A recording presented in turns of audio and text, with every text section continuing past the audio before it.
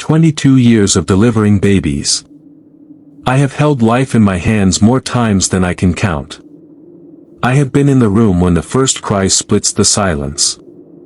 I have watched fathers break down in the hallway. I have held the hands of mothers who were terrified, exhausted, and braver than they ever knew they could be. I have seen things that made me laugh and things that made me grieve. But in 22 years, only 3 times did I feel something in that room that I could not explain. Not medically. Not professionally. Not in any way that my training prepared me for. 3 moments that I have turned over in my mind for years. 3 experiences that I have never spoken about at work, never told my family, and never put into words until right now. I am not a storyteller. I am not someone who believes in things I cannot see or measure. I am trained. I am clinical. I am the person in the room who is supposed to stay calm when everything else is falling apart. And that is exactly what makes this so hard to talk about. Before we dive deeper, let us know in the comments where you are watching from. We would love to hear from you. And do not forget to hit that subscribe button so you never miss any of our upcoming videos. My name is not important. What matters is that these stories are real. The names have been changed, and you will understand why before this is over. It was a Tuesday night in late November, and the kind of cold that year had come early and stayed long. The rural county hospital where I was working that season was small, the kind of place where everybody knew everybody, where the halls had a particular smell of floor wax and heating vents that I can still recall if I close my eyes. The maternity ward on nights like that one was quiet in a way that felt earned. There were only 2 of us on the floor that evening. Myself and a nurse named Dana, who had been working that ward for about 4 years and was one of those people you were always glad to have beside you. We had checked in 2 patients earlier in the shift. Both uncomplicated. Both resting. And then, just after 10 o'clock, a 3rd patient arrived. Her name was Rachel. She was 32 years old, first-time mother, low-risk pregnancy, and she came through the door alone, carrying a single bag over her shoulder, already moving carefully the way women do in those final weeks when every step is a negotiation. I introduced myself and asked if her husband was coming. She smiled, not a nervous smile, not an excited one, just calm. She said he was on his way. I documented it, showed her to her room, and began the intake process. Everything was exactly as it should have been. Rachel was pleasant. Easy to work with. She answered every question clearly, breathed through the early contractions without complaint, and kept her hands folded neatly in her lap between responses. The room was warm. The monitors were humming. Dana had stepped out to check on one of the other patients, and for a while it was just the 2 of us, and everything felt completely routine. I remember glancing up from my clipboard at one point and noticing that Rachel was looking toward the far corner of the room. Not anxiously. Not with alarm. Just looking. The way you might look at a window to check the weather. Calm. Almost familiar. I asked if she was comfortable, if she needed anything adjusted. She turned back to me with that same quiet smile and said, "I'm fine. She's just watching." I assumed she meant the baby. I wrote it off as one of those things expectant mothers sometimes say, talking to the pregnancy, projecting a personality onto something not yet born. I smiled, noted it was normal, and moved on. I should have asked more questions. I know that now. It was around midnight when the fetal monitor began doing something I had not seen before. I was standing at the workstation just outside Rachel's door when Dana came up beside me and said, very quietly, "Are you seeing this?" I looked at the readout. There were 2 distinct heartbeat rhythms registering on the monitor. Clear. Separate. One strong and steady, the baby, no question. And the other one, slower. Slightly irregular. Not alarming on its own, but wrong in the way that a picture hanging 2 degrees off-center is wrong. You feel it before you understand it. I went back into the room immediately. Checked the leads. Checked the placement. Everything was exactly where it should have been. We had 1 fetus confirmed on every ultrasound throughout Rachel's entire prenatal record. I called Dana in to listen with me. She stood there for a moment, head tilted slightly, staring at the monitor without speaking. Then she straightened up, looked at me, and left the room without saying a word. Not to get equipment. Not to make a call. She just left. And she did not come back. I stayed focused. I told myself it was interference. Equipment artifact. Something in the wiring of that old building picking up a signal it wasn't supposed to. I pulled up the monitor history on the secondary screen and began reviewing the timestamps. And that was when I noticed the pattern. The second rhythm was not random. It was not noise. It appeared at regular intervals, every 11 to 12 minutes, almost exactly, and had been doing so since Rachel's admission. I felt the temperature in the room drop. Not dramatically. Not like something from a story. Just a slow, creeping chill that moved across the back of my neck and settled in my shoulders.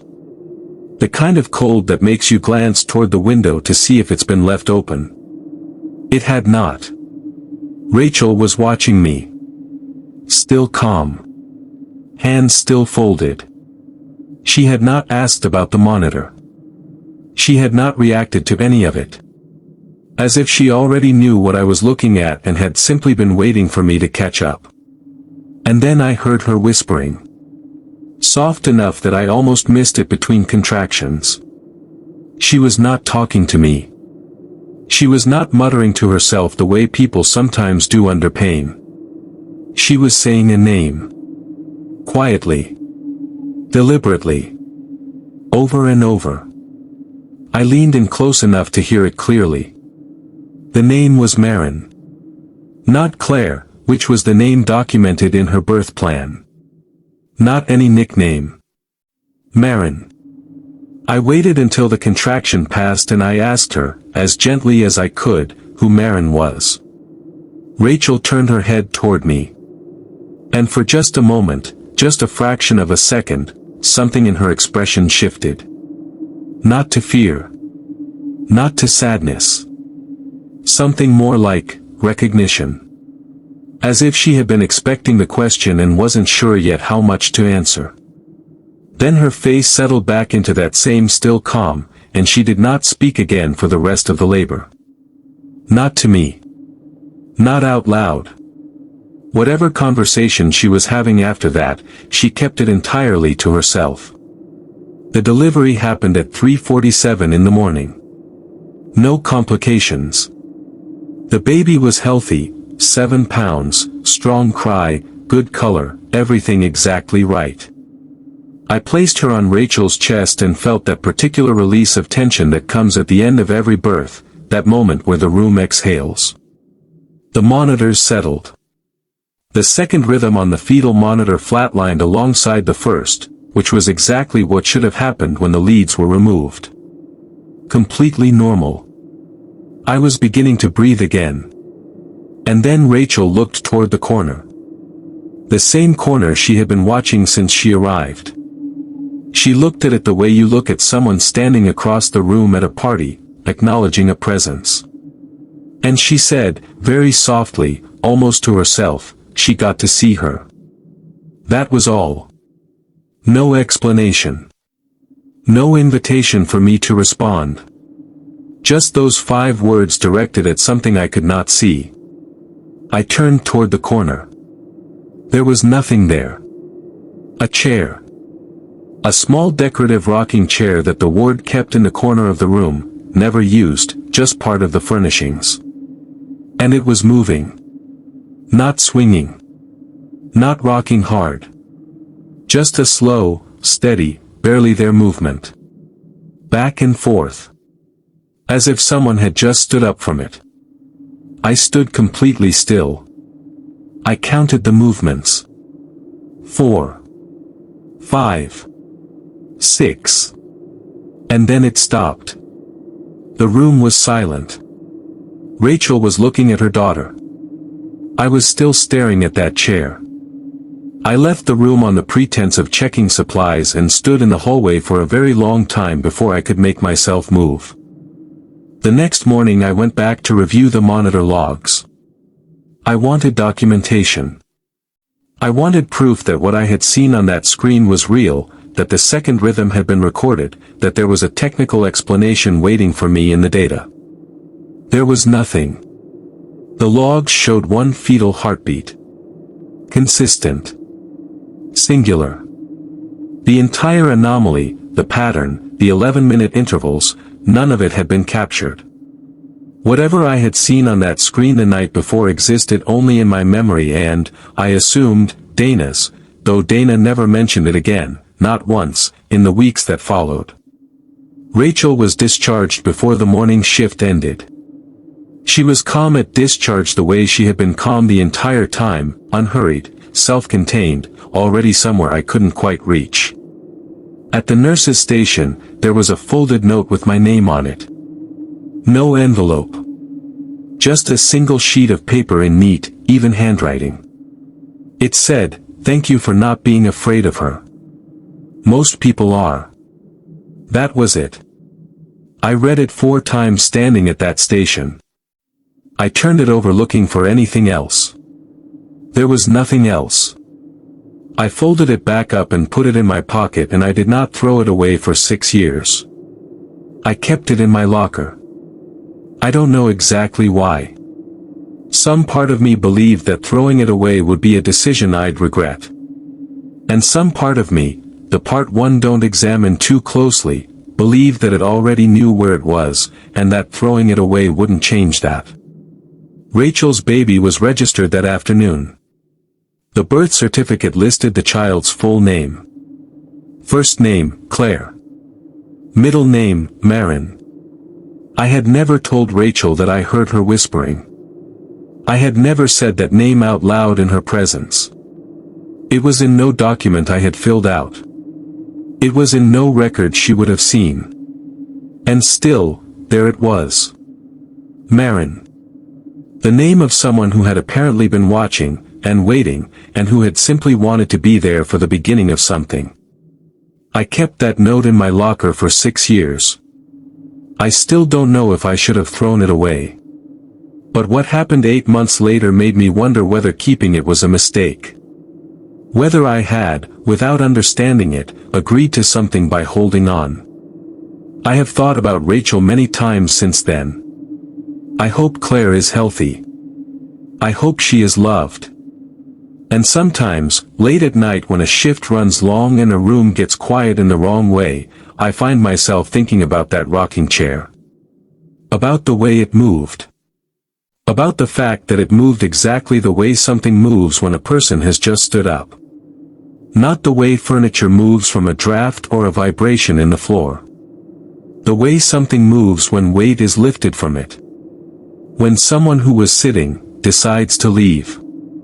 I have never been able to find a better explanation than that. And I have looked. Believe me, I have looked.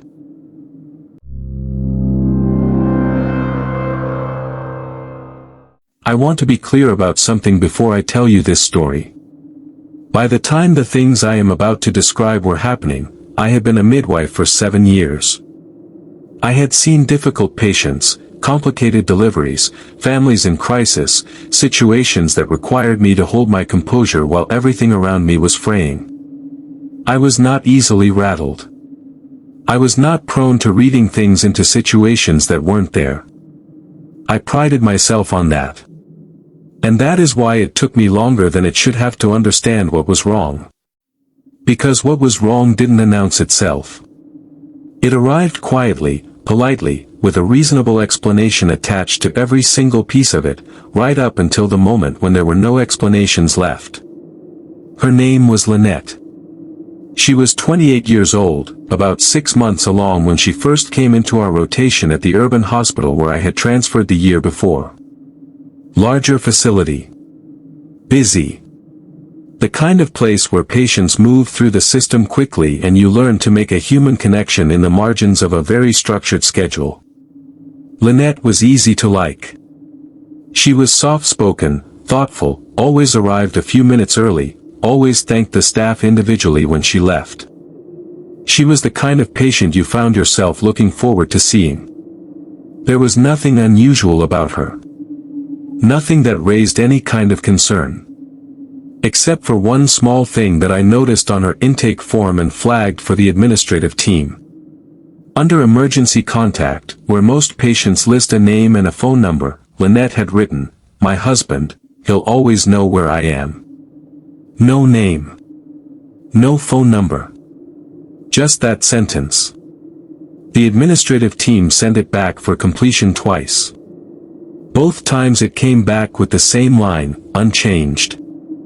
Eventually it was filed as is and flagged as a documentation irregularity. I noted it. I moved on. I told myself it was a quirk. Some people are private. Some people resist forms. It meant nothing. The home visits began in her 7th month.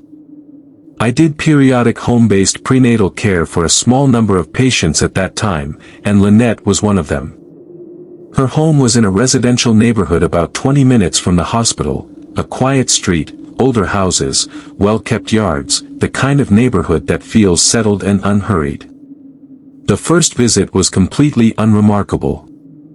Lynette answered the door before I knocked, which I assumed meant she had been watching for my car. The house was clean and orderly. She made tea. We went through the checkup without any issues. The baby was healthy. Lynette was engaged and responsive. I made my notes and began packing my bag to leave. It was only as I was walking down the front path toward my car that I noticed him. A man standing at the end of the driveway. Very still. He was facing the house. He did not look at me when I came out, did not shift or acknowledge my presence in any way. Just stood there, hands at his sides, looking at the front door. I glanced back at Lynette, who had followed me to the doorway. She saw me notice him and said quickly, almost before I had formed the question, "That's just my husband. He likes to watch the house." I raised my hand in a small wave toward him. He did not wave back. Did not move. I got into my car and pulled away from the curb, and as I turned at the end of the block I checked my rearview mirror. He was still standing in the same position. Same posture. Same stillness. As if he had not registered that I had left at all. By the second home visit, I had convinced myself that the man at the end of the driveway was simply an unusual personality. Some people are like that. Reserved to the point of seeming strange. I made a deliberate choice not to make something out of nothing. I arrived at Lynette's house at a slightly different time than scheduled that day, not intentionally, just running a few minutes ahead of my usual window. The street was quiet. And as I parked the car and looked toward the house, he was already there. Same spot. Same posture. Which meant that he had not come out to stand there because he heard my car. He had been standing there before I arrived. I sat in my car for a moment longer than I needed to. Telling myself it was nothing. Making myself believe it. Then I gathered my bag and went inside, and Lynette answered the door the same way she had before, and the visit proceeded exactly as it should have. I did not ask about him that time. I don't know why. Something in me understood, even then, that asking would open a door I wasn't sure I wanted opened. The third visit, I brought a student midwife along. Her name was Priya, 24 years old, bright, eager, the kind of person who notices everything and is not yet experienced enough to pretend otherwise. She spotted him immediately as we pulled up to the house. She leaned forward in the passenger seat and said, very quietly, "Is he supposed to be there?" I told her he was the husband. She didn't say anything else. But I watched her watching him through the windshield as we gathered our things, and she didn't look away from him until we were at the door.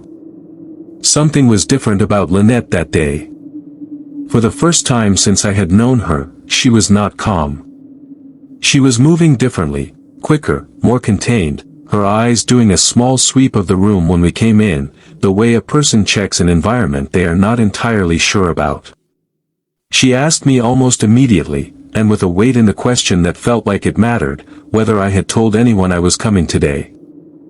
I told her no. It was a routine visit, no one would have known the schedule except the two of us. Something in her shoulders dropped slightly when I said that. We set up in the small room off the hallway that she used for the visits. Everything was normal. Vitals were good. The baby was moving well. And then I heard the front door open. Not knock. Not ring the bell. Open. The sound of the latch releasing, the slight pressure shift in the house that you feel when an exterior door swings inward. Lynette stopped mid-sentence. Her eyes went to the door of the room. Priya, sitting beside me, went completely still. And Lynette said, in a voice that was very controlled and very careful, "Just keep talking." Normal voice. So I talked. I kept my voice even and level and I talked about fetal positioning and I listened. Slow footsteps moved down the hallway. Unhurried. Deliberate. The way someone walks when they are not trying to get somewhere, just moving through a space that belongs to them. They stopped outside the door. Right outside it. Not a guess, I could feel the presence of something on the other side of that door the way you can feel when a room is occupied before you look into it. We stayed like that for what I later estimated was about 90 seconds. Then the footsteps retreated. The front door opened and closed again. Lynette exhaled. A long, slow breath, as if she had been holding it since the moment she heard the latch. And then she said, with a kind of tired acceptance that was worse than fear would have been, "He just needed to know I was here." Priya said nothing during the entire drive back. She filed her observation notes that evening without a single mention of what had happened. I understood. There are things you witness that you decide, professionally, not to document. Because documenting them means explaining them. And some things you cannot explain. Lynette went into labor on a cold Thursday evening in February. She came to the hospital the way she always did everything, alone, early, and completely composed. Labor was long. She was progressing well but slowly, and by 2 in the morning I had stepped off the ward briefly to get coffee, clear my head, and give myself 10 minutes of distance from the close, monitored air of that floor. I came back up the stairwell and walked the corridor toward her room. Her door was ajar. Not wide open. Just slightly, the way it sometimes drifts when the latch doesn't catch fully. I slowed down. I could see through the gap. Lynette was in the bed, awake, working through a contraction, her hands gripping the rail. And at the foot of the bed, with his back to the door, was the man from the driveway.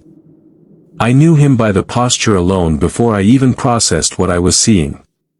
That same stillness.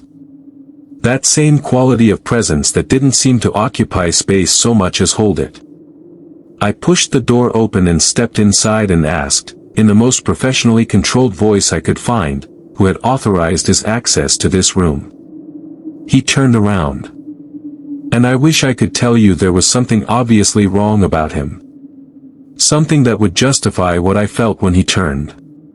But his face was completely normal. Completely, precisely, correctly human. Except for his eyes.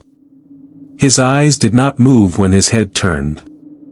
They stayed fixed. Aimed at something slightly behind me and to the left, at a fixed point I could not identify, while his face completed its turn toward me. It was the single most unsettling thing I have ever seen in a human face. Not violent. Not threatening. Just, wrong in the way that a familiar object is wrong when you realize it has no reflection. Lynette reached out and grabbed my arm. Her grip was firm and urgent. She said, "Please don't ask him to leave. He just wants to be here for this part." I stepped out. I got security. We were back in under 3 minutes. The room was empty. Lynette was alone. The monitor showed no interruption. The hallway camera covering that wing had a corrupted feed from 3 to 4 in the morning, that window only. No explanation was ever given. No record of him entering the hospital existed anywhere in the system. The baby was delivered at 5:48 in the morning. A healthy girl. Lynette named her without hesitation, held her without fear, and was discharged 2 days later looking rested and whole in a way that made me feel, irrationally, like I was the one who had been through something. Weeks later, still thinking about it, I called the number Lynette had listed on her discharge paperwork, the first phone number she had ever provided. A woman answered. She identified herself as Lynette's mother. And when I asked, carefully, how Lynette's husband was doing, there was a pause on the line. A long one. And then her mother told me that Lynette's husband had been dead for 3 years. A car accident. He had been gone for 8 months before Lynette even became pregnant. I stood there holding the phone after the call ended, and I thought about the man at the end of the driveway. The man who stood still in the same spot whether I arrived early or on time.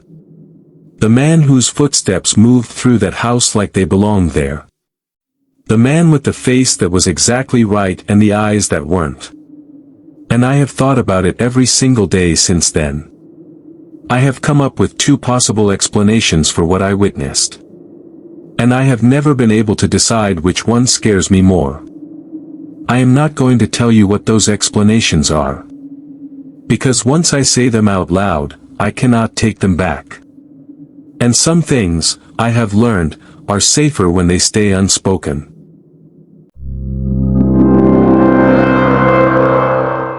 By the time I arrived at the 3rd hospital in my career, I was considered experienced. Not just competent, experienced, which is a different category entirely. It means you have seen enough that you stop being surprised by most things. It means you have built a working model of how the world behaves, and that model has been tested and refined over enough years that you trust it. It means that when something falls outside the model, you notice it differently than a younger person would. Not with fear, necessarily. With a kind of quiet alarm. Like a gauge reading a number it shouldn't. I was assigned to an older building, a hospital that had been around since the early 1960s and had been partially renovated sometime in the early 2000s. The maternity wing was the newest feeling part of it, all clean walls and updated equipment, and it functioned well. I settled into the rotation without any issues. And in my first week, I noticed something that I filed away without acting on immediately, the way you file things that don't quite fit. Room 9 sat empty more often than the other rooms. Not always. Not dramatically. But on busy nights, when every other room on the ward was occupied and the charge desk was working to find space, room 9 was consistently the last one filled. I watched it happen 3 nights in a row before I mentioned it to the charge nurse on duty, a woman named Sandra who had been working that floor for over a decade. I asked her why room 9 was consistently being skipped on busy nights. Sandra did not look up from her screen immediately. There was a small pause before she answered, the kind of pause that is 1 beat longer than a simple question requires. She said, "Old staff habit. Don't worry about it." And that was all. No elaboration. No eye contact. Just those 6 words and a return to whatever she had been doing. I am telling you exactly what she said because the way she said it, the specific quality of dismissal in it, the practiced ease of it, told me that she had said it before. That it was a rehearsed answer. That someone had asked this question many times, and this was the answer that had been agreed upon. I am the kind of person who does not leave a rehearsed answer alone. But I am also the kind of person who knows when to move slowly. So I waited. And on a busy weekend when the ward was stretched and Sandra was off, I began using room 9. My first patient in that room was a woman named Carol, 41 years old, third pregnancy, calm and experienced in the way that third-time mothers often are. Carol settled in without complaint. We were an hour into her labor, everything moving along normally, when she asked me a question that stopped me mid-step. She said, "Is that a bed for the baby?" She was pointing toward the far corner of the room. The corner that held nothing. No bassinet. No equipment. No furniture of any kind. Just a flat, painted wall and the floor beneath it. I told her gently that there was no bed there. She looked at the corner, then at me, then back at the corner again. And she said, with a certainty that was not defensive or confused but just absolutely matter of fact, "I can see the blanket moving." I noted her vitals. Normal. I reviewed her medication record. She had received nothing that would cause visual disturbance. She had no history of anxiety disorders or perceptual irregularities in her prenatal records. I documented it as pregnancy-related fatigue and perceptual sensitivity, and I dimmed the lights and stayed close. Carol did not mention it again. But twice more over the next 2 hours I caught her looking at that corner. Not with fear. With the same calm certainty. Like she was keeping an eye on something she had already accepted. And I did not ask again. The incident that pushed me past the threshold of quiet observation happened in the hallway, not in the room. A patient named Deborah was being wheeled past the door of room 9 on her way to a delivery suite further down the hall. As the gurney came level with the door, Deborah reached out suddenly and grabbed the railing. She did not scream. She did not panic. She simply stopped the gurney and looked at the door of room 9 and said, clearly and flatly, "Don't put me in that one. Something's already in there." The orderly looked at me. I looked at the door. The door was closed. I told Deborah that she was not going into that room, and she released the railing and said nothing further. I stood in the hallway after they moved on, and I looked at the door of room 9 for a long time. 2 patients. Completely independent of each other. Pointing at the same corner. Reporting the same sense of presence. And something in me shifted. I stopped filing it away. I started paying attention. Over the next 2 weeks, I began quietly asking long-tenured staff about room 9. Not directly, not in a way that would trigger the standard dismissal response.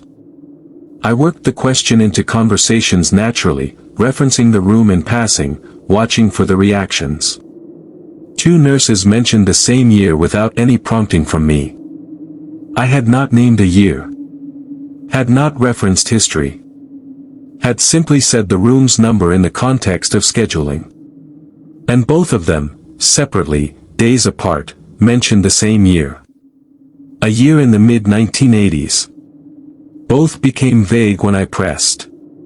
One of them said only that some of the night staff used to report hearing something in that room on quiet shifts.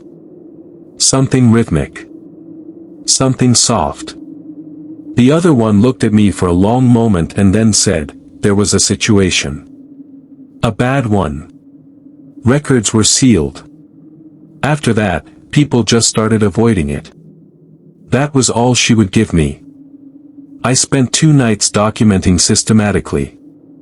My notes from the first night describe a sound during the 2 to 4 a.m. window that I characterized as rhythmic, soft, and low. Not mechanical. Not the building settling. Something with an interval to it. Something that repeated in a pattern the way only intentional movement repeats. I checked vents, pipes, equipment. I found no source. On the second night the sound came again.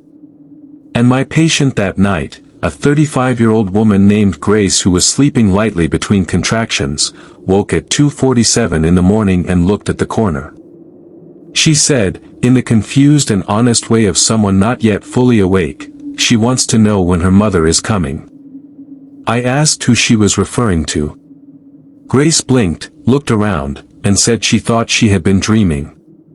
I wrote it down. I wrote all of it down.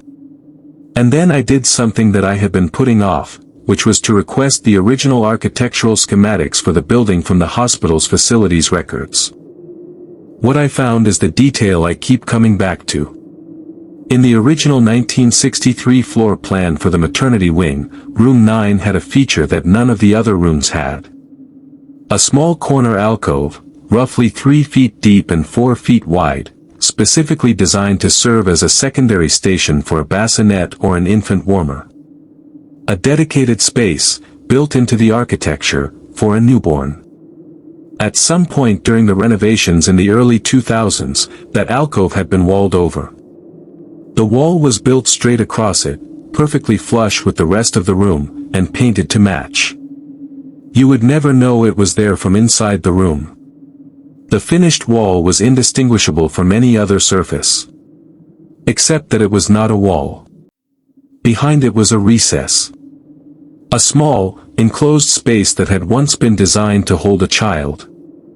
And it was exactly where Carol had pointed. Exactly where Grace had looked when she woke up. Exactly where every person who had ever reported seeing something in that room had directed their attention, without knowing, without any way of knowing, that there was something structurally different about that particular corner. I do not know what to do with that information. I have thought about it many times and I cannot make it into something neutral. The architecture connecting to the vision.